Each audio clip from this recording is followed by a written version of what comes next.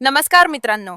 1 जानेवारी 2027 पासून संपूर्ण देशात रेशन कार्ड संदर्भात असे 5 मोठे नियम लागू होणार आहेत, ज्यांचा थेट परिणाम तुमच्या स्वयंपाकघरावर, तुमच्या खिशावर आणि तुमच्या कुटुंबाच्या दैनंदिन जीवनावर होणार आहे. सध्या हा मुद्दा देशभरात चर्चेचा सर्वात मोठा विषय बनला आहे. गावच्या चौपालपासून ते शहरांच्या गल्लीबोळांपर्यंत लोक याच बदलांवर चर्चा करत आहेत. कारण मोदी सरकार नव्या वर्षाच्या पहिल्याच दिवशी रेशन कार्ड प्रणालीत आतापर्यंतचा सर्वात मोठा बदल लागू करणार आहे. जर तुमच्याकडे लाल, हिरवे, पिवळे, एपीएल, बीपीएल किंवा अंत्योदय यापैकी कोणतेही रेशन कार्ड असेल तर ही माहिती तुमच्यासाठी अत्यंत महत्त्वाची आहे. त्यामुळे एकही मुद्दा चुकवू नका. कारण येत्या काळात रेशन कार्ड हे फक्त धान्य घेण्यासाठीचे कागदपत्र न राहता सरकारी योजना आणि आर्थिक मदतीचे सर्वात महत्त्वाचे साधन ठरणार आहे. पण त्याआधी तुम्ही आमचा हा व्हिडिओ कुठून पाहत आहात ते कमेंटमध्ये नक्की सांगा. आणि जर तुम्ही चॅनलवर नवीन असाल तर व्हिडिओला लाईक करा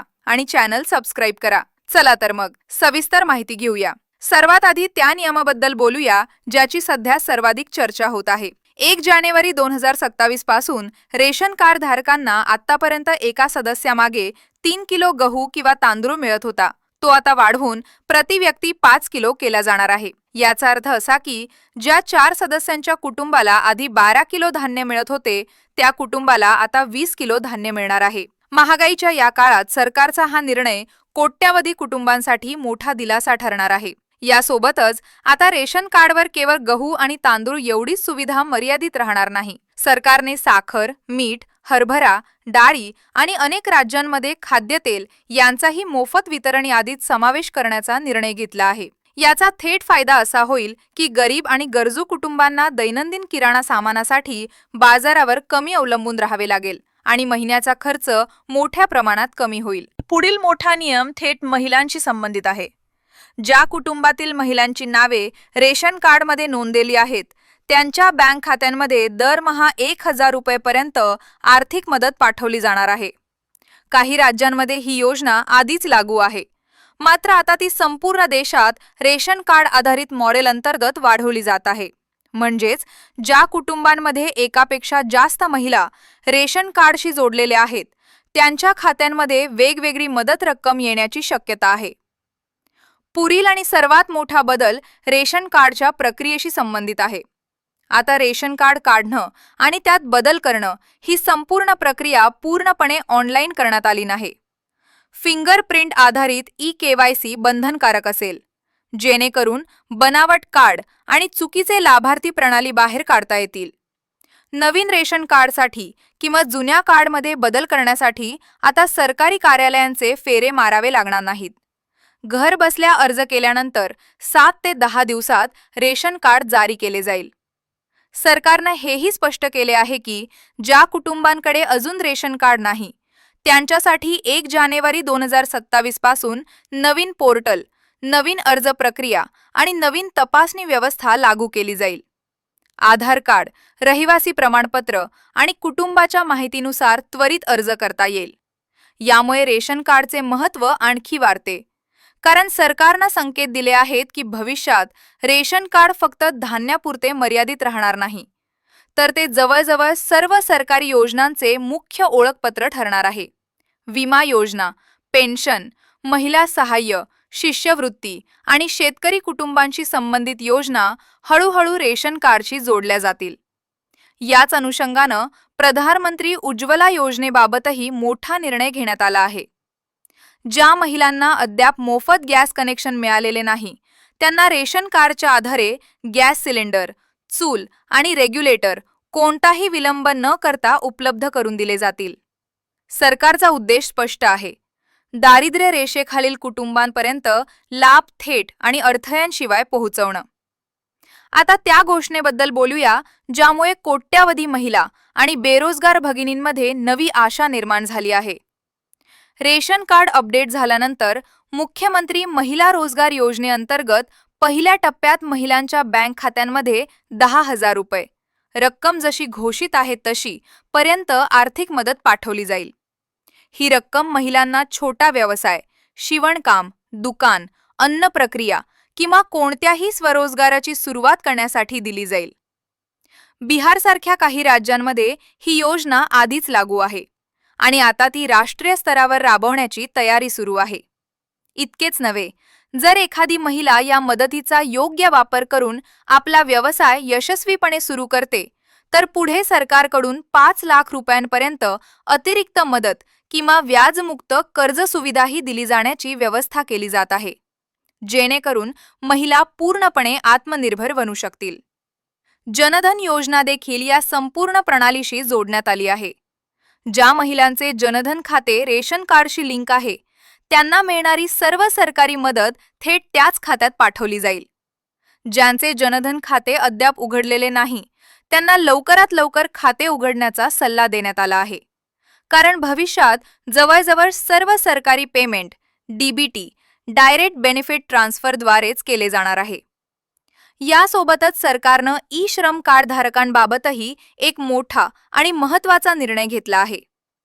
ज्या असंघटित कामगारांकडे ई श्रम कार्ड आहे आणि ज्यांची नावे रेशन कार्डमध्ये नोंदलेली आहेत, त्यांना रोजगार भत्ता, अपघात विमा, कामगार कल्याण योजना आणि गृहनिर्माण सुविधांमध्ये प्राधान्य दिले जाईल. अनेक राज्यांमध्ये जिथे मजुरांना मासिक आर्थिक मदत दिली जाते, तिथे ही रक्कम वाढवण्याची तयारी सुरू आहे.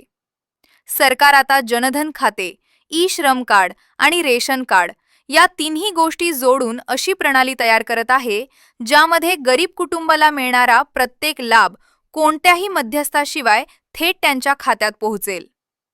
भविष्यात रेशन कार्डला युनिव्हर्सल बेनिफिट ओळखपत्र म्हणून वापरण्याची योजना आहे. ज्या कुटुंबांनी अद्याप ई-केवायसी पूर्ण केलेली नाही, जनधन खाते उघडलेले नाही किंवा ई श्रम कार्ड बनवलेले नाही, त्यांच्यासाठी हा सर्वोत्तम काळ आहे. आज जे कुटुंब आपले कागदपत्र अपडेट करून घेतील, तेच येत्या वर्षांमध्ये मिळणाऱ्या मोठ्या सरकारी लाभांच्या पहिल्या यादीत असतील. याच बदलांच्या मालिकेत सरकारने आणखी एक मोठा निर्णय घेतला आहे, जो थेट विधवा महिला, दिव्यांग नागरिक आणि असंघटित कामगार कुटुंबांशी संबंधित आहे.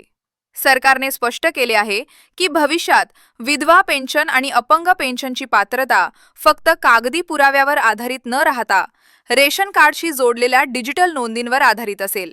म्हणजेच ज्या महिलांची नावे रेशन कार्डमध्ये आहेत आणि ज्यांची विधवा स्थिती प्रणालीत पडताळली गेली आहे, त्यांची पेन्शन आपोआप सुरू होईल. यासाठी वेगवेगळ्या कार्यालयांचे फेरे मारण्याची गरज राहणार नाही. त्याचप्रमाणे दिव्यांग नागरिकांसाठीही नवीन व्यवस्था लागू केली जात आहे. ज्या कुटुंबांच्या रेशन कार्डमध्ये दिव्यांग सदस्य नोंदलेले आहेत, त्यांची अपंग पेन्शन, सहाय्यक उपकरणे आणि आरोग्य सहाय्य एकाच डिजिटल प्रोफाईलशी जोडली जातील. यामुळे केवळ पेमेंटमधील विलंब थांबणार नाही, तर बनावट लाभार्थ्यांची ओळख पटवणेही सोपे होईल आणि खऱ्या गरजू लोकांना वेळेवर मदत मिळेल. आता ई श्रम कार्ड रेशन कार्डशी जोडण्याबाबत बोलूया, ज्याला सरकारने सर्वोच्च प्राधान्य दिले आहे. ज्या कामगार कुटुंबांकडे दोन्ही कार्डे आहेत, त्यांना कामगार विभागाच्या योजना, विमा सुरक्षा, रोजगार सहाय्य आणि आपत्ती मदतीमध्ये सर्वात आधी समाविष्ट केले जाईल. सरकारचा उद्देश स्पष्ट आहे: असंघटित क्षेत्रात काम करणाऱ्या मजुरांची ओळख एका मजबूत आणि विश्वासार्ह प्रणालीशी जोडणे, जेणेकरून त्यांना पुन्हा पुन्हा पुरावे सादर करण्याची गरज पडू नये. यासोबतच मतदार ओळखपत्र, वोटर आयडी, रेशन कार्डशी लिंक करण्याची प्रक्रिया देखील वेगाने सुरू करण्यात आली आहे. याचा उद्देश एकाच कुटुंबाच्या नावावर वेगवेगळ्या ठिकाणी बनावट ओळखी तयार करून लाभ घेण्याची प्रवृत्ती पूर्णपणे थांबवणे हा आहे. जेव्हा रेशन कार्ड, मतदार ओळखपत्र आणि कुटुंबाची माहिती एकाच डेटा प्रणालीत जोडली जाईल, तेव्हा कोणतीही गडबड आपोआप उघडकीस येईल. आधार कार्ड बाबतही सरकारने कठोर भूमिका घेतली आहे. ज्या कुटुंबांचे रेशन कार्ड आधारशी लिंक नसेल, त्यांना भविष्यात पेन्शन, सामाजिक सुरक्षा आणि रोग सहाय्यापासून वंचित ठेवले जाऊ शकते. त्यामुळे सरकारने स्पष्ट केले आहे की रेशन कार्ड आधारित सर्व लाभांसाठी आधार प्रमाणीकरण अनिवार्य असेल, जेणेकरून प्रत्येक मदत योग्य व्यक्तीपर्यंतच पोहोचेल. पॅन कार्डशी संबंधित एक महत्त्वाचे अपडेटही समोर आले आहे. ज्या कुटुंबांकडे पॅन कार्ड आहे आणि ज्यांचे उत्पन्न ठरवलेल्या मर्यादेपेक्षा जास्त आढळते, त्यांना गरीब वर्गाच्या योजनांमधून वगळले जाऊ शकते. म्हणजेच आता पॅन कार्डच्या माध्यमातून उत्पन्नाची पडताळणी केली जाईल आणि त्याच आधारावर रेशन कार्डची श्रेणी ठरवली जाईल. यामुळे सरकारी मदत फक्त खऱ्या गरजू कुटुंबांपर्यंतच पोहोचेल याची खात्री केली जाईल. सरकारने हेही स्पष्ट केले आहे की भविष्यात विधवा पेन्शन, अपंग पेन्शन, कामगार सहाय्य आणि सामाजिक सुरक्षेशी संबंधित सर्व योजना थेट रेशन कार्ड आधारित ओळखीवरच चालवल्या जातील। याचा अर्थ असा की रेशन कार्ड आता केवळ अन्न सुरक्षेचे दस्तऐवज न राहता सामाजिक सुरक्षेचा कणा बनणार आहे। या संपूर्ण बदलांचा थेट परिणाम असा होईल की ज्या कुटुंबांची कागदपत्र एकमेकांशी लिंक आणि अपडेट असतील त्यांना लाभ आपोआप मिळत राहतील, तर ज्यांचे रेकॉर्ड अपूर्ण किंवा चुकीचे असतील त्यांना अडचणींचा सामना करावा लागू शकतो। म्हणूनच सरकारने स्पष्ट आवाहन केले आहे की वेळेत रेशन कार्ड आधार, मतदार ओळखपत्र, ई-श्रम आणि पॅन कार्डशी लिंक करून घ्यावे। आता या संपूर्ण व्यवस्थेचा सर्वात महत्त्वाचा आणि निर्णायक मुद्दा समोर येतो। सरकारने स्पष्ट संकेत दिले आहेत की येत्या काळात जनधन योजना, किसान सन्मान निधी, शेतकऱ्यांची कर्जमाफी, महिलांच्या स्वरोजगार योजना आणि मोफत सुविधांचा आधारही रेशन कार्डच असेल। म्हणजेच ज्या कुटुंबांचे रेशन कार्ड अपडेट आणि सत्यापित असेल तेच या सर्व लाभांच्या पहिल्या रांगेत असतील। जनधन योजनेबाबत सरकारने स्पष्ट केले आहे की ज्या कुटुंबांचे रेशन कार्ड जनधन खात्यात लिंक आहे त्याच खात्यांमध्ये भविष्यातील सर्व सरकारी मदत पाठवली जाईल। सामाजिक सुरक्षा रक्कम असो, महिला सहाय्य असो किंवा कोणत्याही आपत्कालीन योजनेचा लाभ, सर्व काही थेट जनधन खात्यात जमा होईल। ज्यांनी अद्याप हे लिंकिंग पूर्ण केलेले नाही त्यांनी 1 जानेवारी 2027 पूर्वी हे करणे अत्यावश्यक आहे, अन्यथा पेमेंटमध्ये अडथळा येऊ शकतो। शेतकऱ्यांसाठीही मोठा संदेश आहे। प्रधानमंत्री किसान सन्मान निधी योजना आता रेशन कार्ड आधारित ओळखीशी जोडण्याची तयारी सुरू आहे। ज्या शेतकरी कुटुंबांचे रेशन कार्ड अपडेट आहे आणि ज्यांची शेतीविषयक माहिती सत्यापित आहे त्यांना येणाऱ्या हप्त्यांमध्ये आणि भविष्यातील सहाय्यात प्राधान्य दिले जाईल। सरकारचा उद्देश स्पष्ट आहे, लाभ फक्त खऱ्या शेतकऱ्यांपर्यंत पोहोचवणे आणि बनावट दाव्यांवर पूर्णपणे आळा घालणे।